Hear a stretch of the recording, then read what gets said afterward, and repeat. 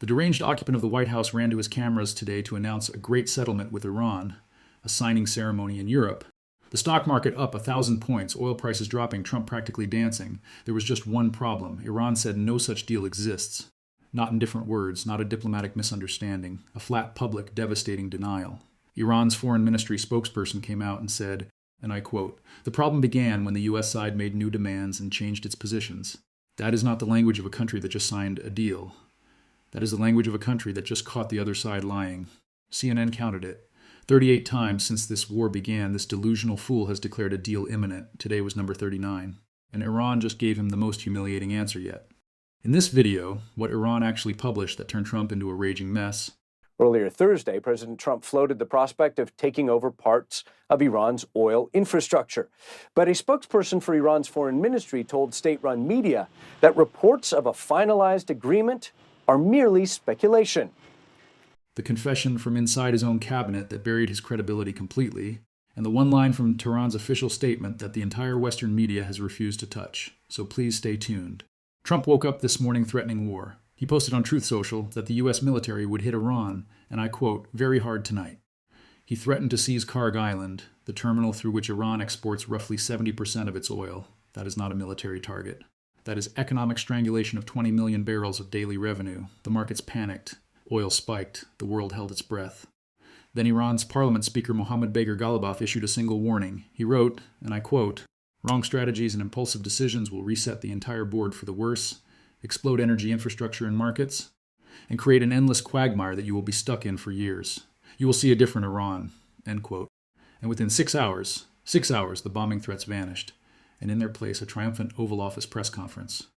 Listen to what this fraud told the world. He said, "We just made a great settlement of the war with Iran. Stock market's up 1,000 points. Probably have a signing maybe in Europe. A great settlement. A signing in Europe, not a single specific clause, not a single confirmed term. Just a man performing certainty for cameras, betting that if he speaks with enough conviction, the world will believe him before Tehran has time to respond." Tehran responded within the hour. And what they said is something your evening news will not show you.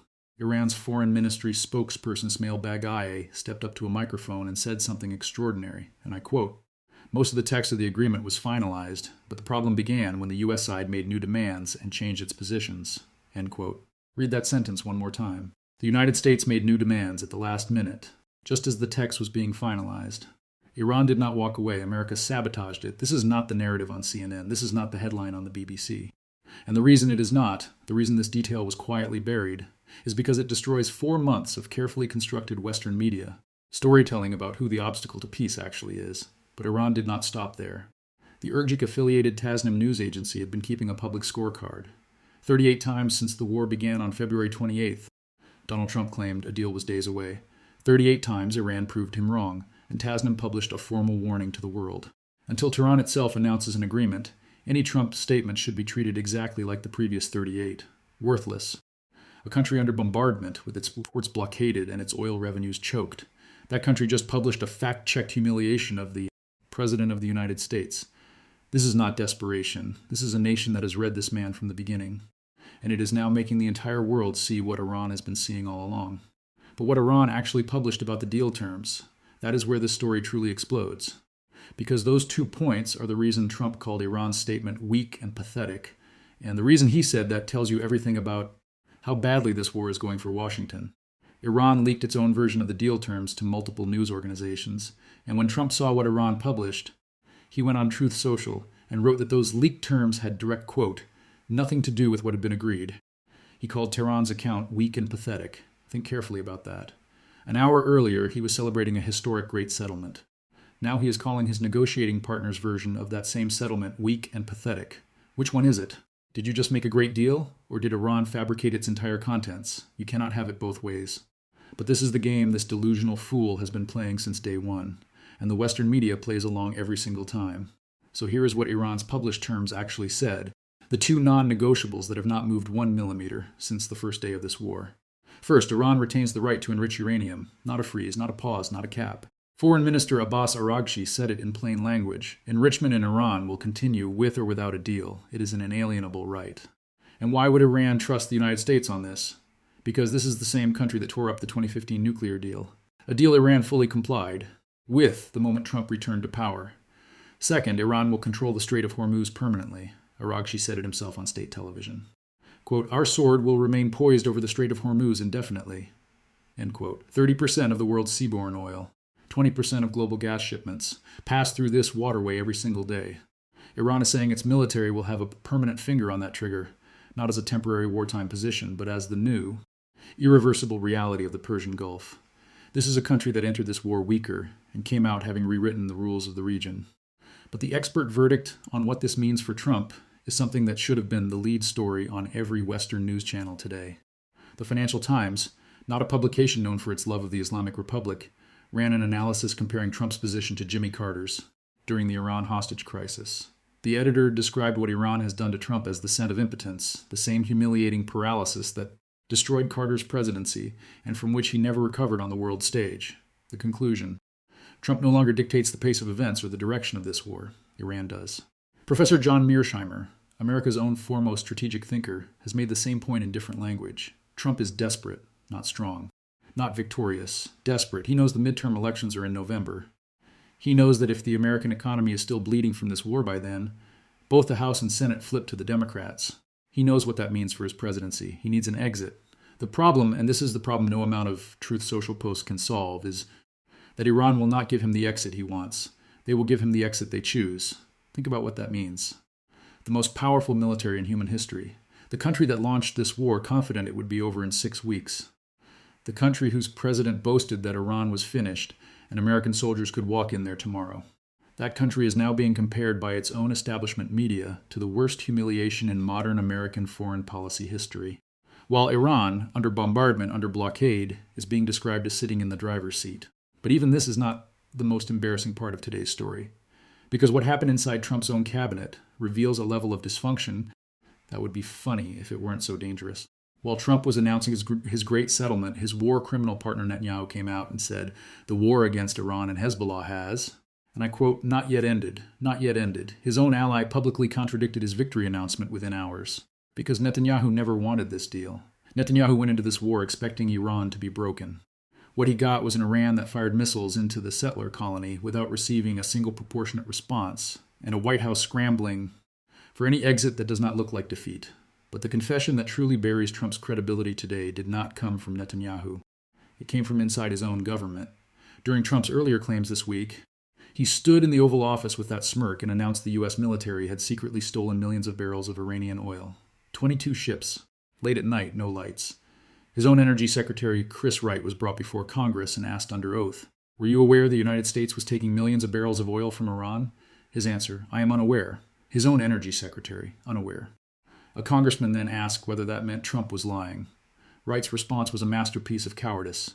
I think the president was talking casually about war. This is the government that is telling you a great settlement has been reached. This is the government whose claims Iran just publicly shredded. And these are the people the BBC and CNN are treating as credible sources. But here is where I need to show you exactly how those outlets have been manipulating what you see.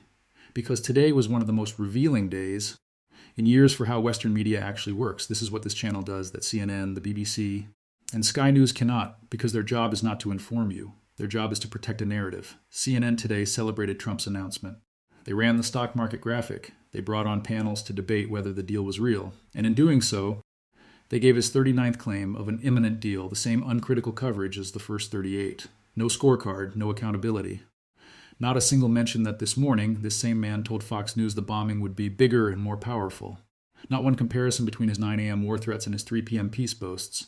Just a headline, a clip, and a panel, as if the audience is expected to have no memory at all. But I want you to contrast this with how the same CNN covered Iran's statements over the past 4 months. When Iran's parliament speaker issued warnings, CNN called them provocations. When Iran refused to accept U.S. conditions on enrichment, CNN said Tehran was stringing the White House along. When Iran said it would control the Strait of Hormuz, CNN raised alarm about Iranian aggression.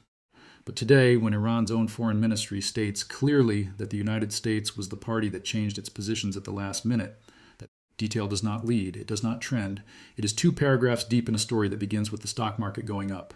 Cast your mind back to 2022, when these same outlets ran days of debate questioning Qatar's right to host the World Cup because of its laws on alcohol.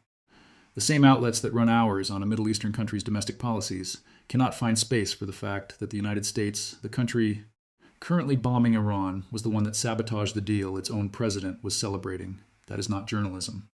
That is a protection racket for power. And the audience paying attention always knows the difference. Iran's version of events is more credible than Trump's, and every source that proves it is American. First, Trump's own behavior this morning. A man hours away from a great settlement does not post on social media threatening to bomb a country very hard tonight. A man finalizing historic peace does not threaten to seize an oil terminal. That was the behavior of a man with no deal, using threats to force one. Iran called his bluff. Ghalibaf answered. The bombing disappeared. Second, the Qatari mediators. 3 sources briefed on the talks told Axios that yes, an agreed text had been reached between the Qataris and Iranians Wednesday night, but Khamenei had not yet given final approval. Trump stood in front of cameras and announced the supreme leader had already approved. A reporter asked him directly, has Khamenei approved? Trump's answer was, I understand the answer is yes. He did not know. He was guessing. He was performing certainty for cameras while the actual answer was still pending in Tehran. That 4-word phrase, I understand the answer is yes, is the entire story of this war.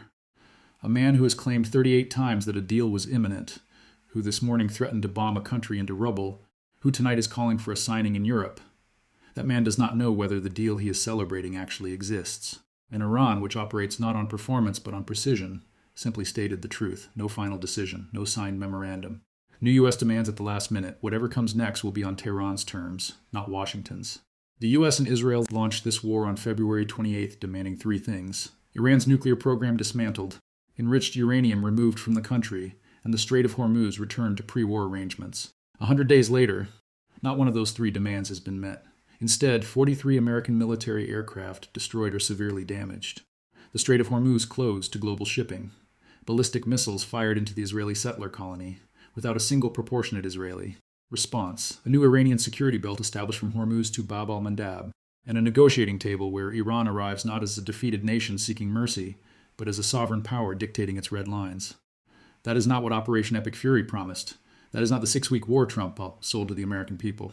And today, when Iran stood in front of the entire world and contradicted Trump's victory announcement point by point, it was not just a diplomatic denial, it was a message. We are still here, we have not broken, and when we sign a deal, if we sign a deal, it will be a deal that reflects the reality on the ground, not the fantasy in the Oval Office. You cannot bomb your way to a deal with a nation that is not afraid of you. And you cannot fake a deal with a nation that has been keeping score. That's it from me. Thank you very much for your support of this platform and our journalism. If you haven't subscribed to my channel, please do so, because that's one of the many ways you can support independent journalism. God bless you all.